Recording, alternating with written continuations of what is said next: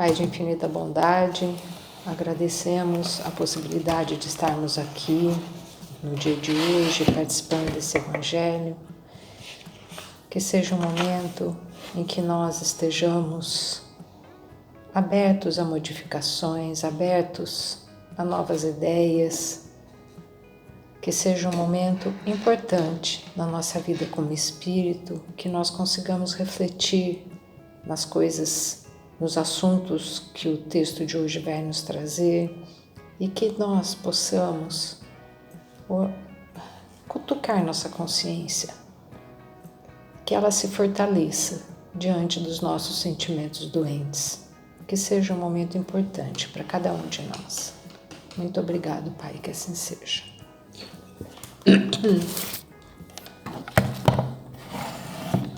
Do capítulo 20, os trabalhadores da última hora, os últimos serão os primeiros, instruções dos Espíritos. O trabalhador da última hora tem direito ao salário, mas é preciso que sua boa vontade tenha mantido a disposição do Senhor que devia empregá-lo e que esse atraso não seja fruto de sua preguiça ou de sua má vontade. Tem direito ao salário, pois desde a aurora esperava impacientemente aquele que enfim iria chamá-lo ao trabalho. Era trabalhador, apenas lhe faltara em que trabalhar. Mas se tivesse recusado trabalho a cada hora do dia, se tivesse dito tenhamos paciência, o descanso me é doce, quando soar a última hora, será tempo de pensar no salário da jornada. Que necessidade tenho de me incomodar por um Senhor que nem conheço, que não amo? Quanto mais tarde, melhor. Este, meus amigos, não terá o salário do trabalhador, mas o da preguiça.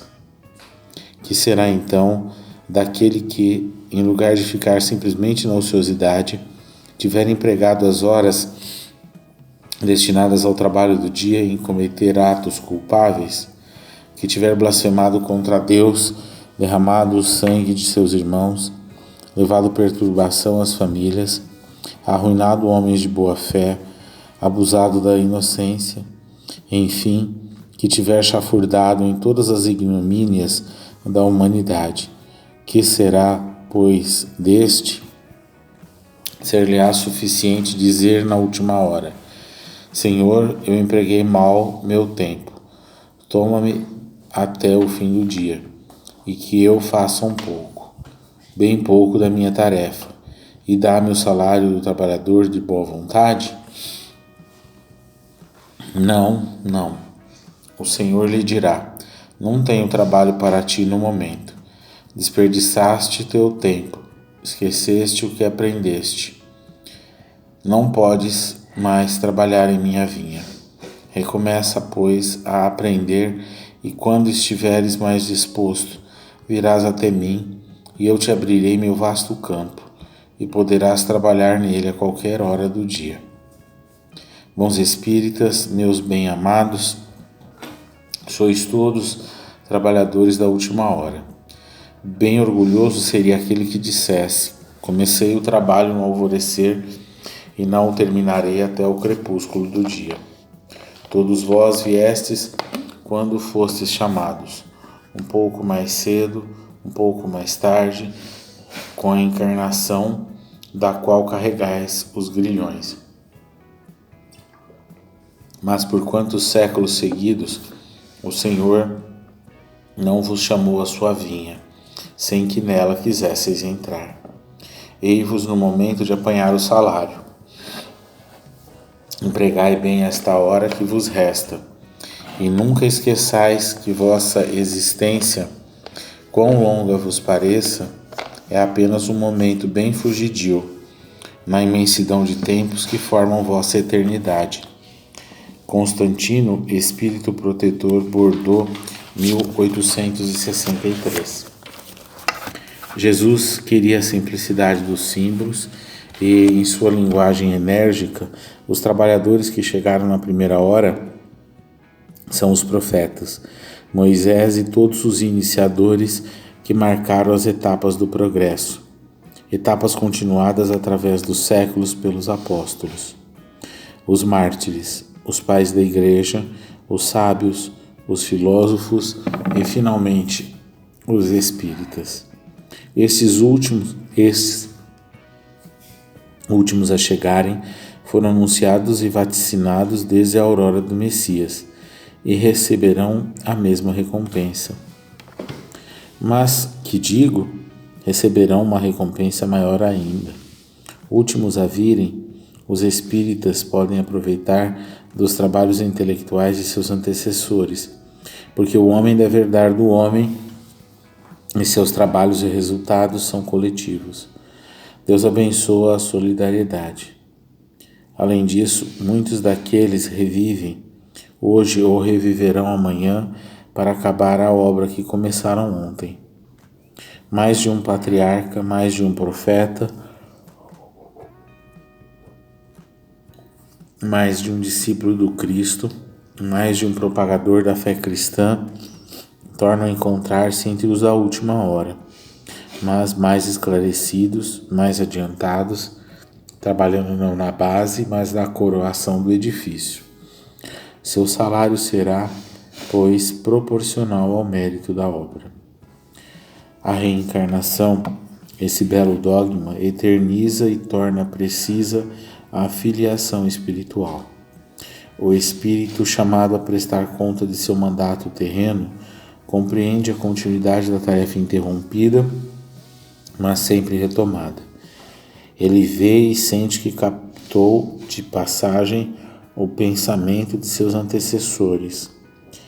Retorna à liça amadurecido e, da última hora, abertos os olhos à profunda justiça de Deus, não mais reclamam, mas adoram. Este é um dos verdadeiros sentidos desta parábola que encerra, como todas, as que Jesus dirigiu ao povo, o germe do futuro, e também, sob todas as formas, sob todas as imagens, a revelação dessa magnífica unidade que harmoniza todas as coisas do universo, dessa solidariedade que torna a ligar todos os seres presentes ao passado e ao futuro. Henri Rein, Paris, 1863.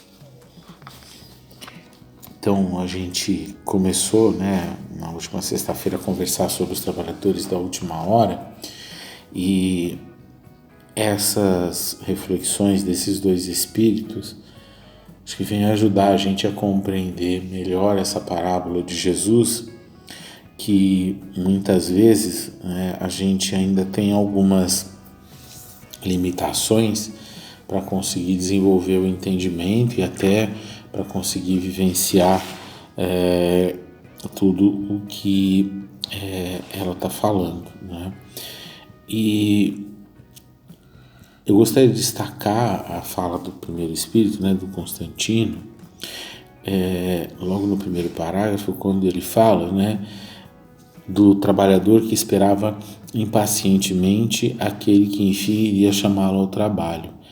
Era trabalhador, apenas lhe faltava que trabalhar. E eu vejo que essa característica é uma característica que, como toda característica, tem o seu processo de atratividade, e esse processo de atratividade, principalmente quando é no bem, é algo que enche os nossos olhos, porque principalmente quando a gente fala do trabalho, que junto com a lei do progresso traz condições para o desenvolvimento da criatura. E eu achei interessante ele destacar isso, porque é uma postura que muitas vezes a gente não consegue compreender, porque quando uma característica define uma postura da criatura, ela passa a ser reconhecida como uma assinatura, que a gente traz na nossa fronte.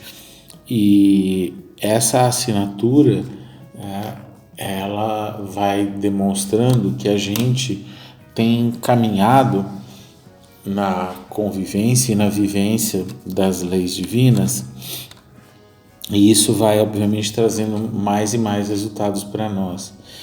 E me chamou a atenção, né, ele colocar essa questão. E um outro ponto, aí na outra comunicação que me chamou a atenção, é falar, né, dos espíritas, né? E eu acho importante a gente olhar bastante sobre isso, né? Porque a gente, como espírita, está realmente recebendo algo que é fruto de um trabalho anterior, um trabalho do qual nós podemos ter atrapalhado ou ter auxiliado, né? Que é o trabalho da construção do cristianismo na humanidade, no nosso mundo. Tá? O cristianismo é realmente uma grande oportunidade para a criatura. E quando ele fala do espírito aqui, eu acho interessante, porque não é simples, é a mesma coisa que o trabalhador, né? Não é eu me dizer trabalhador, é a minha postura, é a minha conduta, é a minha vivência disso que demonstra que eu sou trabalhador. É a mesma coisa se dizer espírita. A gente pode se dizer espírita, mas a gente pode não ser, né? Pode ser simplesmente um modismo, né? Às vezes tá na moda se dizer espírita, então a gente se diz espírita, mas a gente ainda não o é verdadeiramente, é como trabalhador, né? Eu posso dizer que eu trabalho, mas eu não sou verdadeiramente um trabalhador. Então, para mim chamou a atenção essas duas ligações nas duas reflexões, porque como a gente está falando de trabalhador da última hora, então a gente está falando de trabalhador, e aqui ele está colocando claramente, né, que os espíritas são, né, esses trabalhadores da última hora. Eu vejo que a gente tem que analisar se realmente a gente é trabalhador e se a gente é espírita. E ambos pedem vivência. Trabalhador que não trabalha não é trabalhador. Espírita que não vive os preceitos de Jesus, os preceitos espíritas, não é espírita. Ele apenas se diz. A gente pode se dizer e se colocar como qualquer coisa, mas ser verdadeiramente reconhecido por isso é uma conquista da criatura. E sempre que eu falo de postura e de conquista da criatura, eu me lembro de Vicente de Paulo. Vicente de Paulo sempre traz como a característica principal dele, né, a caridade, a bondade, né, mas a caridade é a característica que faz parte dele. E isso é fruto do quê? É fruto do trabalho do espírito. O trabalho dele com outras criaturas, quando esteve encarnado e também desencarnado, é que propiciou a ele, né, a postura, né, a característica que assina ele como espírito. Então, eu vejo que a gente tem que trabalhar realmente por construir essas posturas, mas o trabalho que a gente exerce maior é a aplicação de todo esse conhecimento, é a vivência, né? Então, muitas vezes chegam as oportunidades da gente trabalhar isso e muitas vezes a gente foge do trabalho. E hoje a gente se encontra numa posição até que um pouco mais confortável no sentido desse desenvolvimento como espírito, porque a gente passou a ter acesso a tantas informações e, obviamente, dependendo da vida de cada um, né? Mas a gente tem tantas oportunidades de exercitar essa conduta, esse trabalho cristão, que em qualquer situação a gente começa a verificar que essa construção é uma construção que ela é factível, ela é acessível, mas desde que a gente esteja como o trabalhador da vinha, que só não tinha o trabalho, mas a gente está esperando ansiosamente o trabalho. E o trabalho é o trabalho de transformação. Então, às vezes a gente vive uma situação, por exemplo, familiar, e é o trabalho para a nossa transformação. Mas a gente não quer trabalhar nisso. Então, a gente tem que compreender que o trabalho, que muitas vezes a gente quer fazer uma escolha só da parte agradável, aos nossos olhos, o trabalho na vinha do Pai não é só a parte que a gente julga ser agradável. Tudo que o Pai nos concede deveria ser considerado como agradável para nós, porque nós estamos trabalhando para nós mesmos. A gente muitas vezes se esquece que o nosso trabalho é para nós porque a gente não tem essa visão maior do que a gente tá trabalhando quando a gente está fazendo alguma coisa. A gente usa muito o exemplo da paciência, onde a gente é convidado, às vezes, a exercitar esse valor. E a gente não compreende, A gente primeiro pede para Deus dar. E quando Ele dá a oportunidade para a gente desenvolver, a gente não compreende que é para desenvolver. E assim é para tudo. A gente às vezes pede para ser menos orgulhoso, menos vaidoso, menos prepotente, e quando vem as vivências para isso, a gente deixa de lado. E foi por isso que eu linkei com a segunda comunicação, que ele fala do espírita, porque obviamente a gente aqui está num ambiente espírita, e como espírita, o espírita tem condição de ver as coisas muito diferente de outros cristãos. Mas para ver de forma diferente de outros cristãos, o espírita tem que ser verdadeiramente espírita.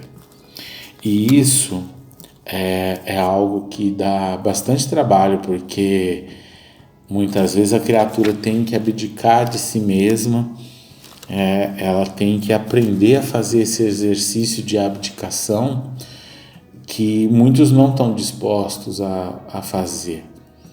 Então, por isso que a gente vê os degraus do cristianismo, porque a gente vê situações, onde em outros degraus do cristianismo elas são, às vezes nem tratadas, são deixadas de lado. Na doutrina espírita você tem liberdade para tudo, mas você sabe que essa liberdade vai te trazer responsabilidades e vai trazer as consequências da forma como você conduzir. Então, a liberdade que a doutrina espírita dá, ela catalisa essa posição de trabalhador, aonde a gente, com a doutrina espírita, passa a enxergar as coisas que vêm de Deus da forma que deve ser correta, Como ele coloca aqui, de ficar descansando, Não que a gente não tenha direito ao descanso, mas o descanso não é o tempo inteiro, porque quando a gente sai da recomposição das forças e aí a gente começa a entrar na satisfação dos desejos, a gente saiu do descanso e entrou para o deleite. E aí a gente está fazendo aqui o que ele falou, A gente está arruinado, o homem está arruinando, pode estar arruinando outras pessoas, pode estar levando perturbação, a gente pode estar prejudicando alguém. E isso, quando Jesus nos ensinou a olhar aquilo que eu estou realizando, se aquilo não é algo que eu não gostaria que fizessem para mim, né? Obviamente Jesus não falou desse jeito, mas é algo que a gente não deseja para nós, mas então como que a gente faz para o outro? Então eu vejo que a doutrina espírita, ela realmente alarga o horizonte nosso, faz a gente enxergar de forma diferenciada coisas que a gente às vezes deixa de lado, mas principalmente ela permite que a cada um, né, se desenvolva de acordo com o que já construiu de patrimônio. Então, é um processo de recorrência tão maravilhoso que você colhe os frutos daquilo que você mesmo plantou. E eu não sei se todos estão me ouvindo, né, se já tiveram a oportunidade de plantar algo e você consumir algo que você plantou. É uma experiência muito grata. E eu aconselho a todos que puderem e tiverem condição, nem que seja você cuidar de um pezinho de hortelã, que seja, que acho que é uma das coisas mais fáceis que tem para se cuidar. Mas ter a percepção disso, porque é algo material, é algo simplório, mas a satisfação é a mesma de qualquer outra obra que você construir e colher os frutos. E se a gente aprender na simplicidade, a gente refina as nossas percepções espirituais e a gente começa a sentir outras coisas com muito mais afinco. Então, quando a gente vivenciar, por exemplo, um exercício de paciência, a gente vai colher o fruto desse exercício e vai sentir, que é o que é mais importante para o espírito, é sentir aquilo que ele está realizando, porque o sentir vai fazer com que a gente se movimente a repetir, e essa repetição frequente vai constituir na nossa mente um estado de trabalho que a gente muitas vezes não percebe, né? Porque se a gente opta pela ociosidade é porque a gente está se afastando de uma lei de Deus, e com o tempo nós vamos ser convidados a vivenciá-la mais cedo ou mais tarde.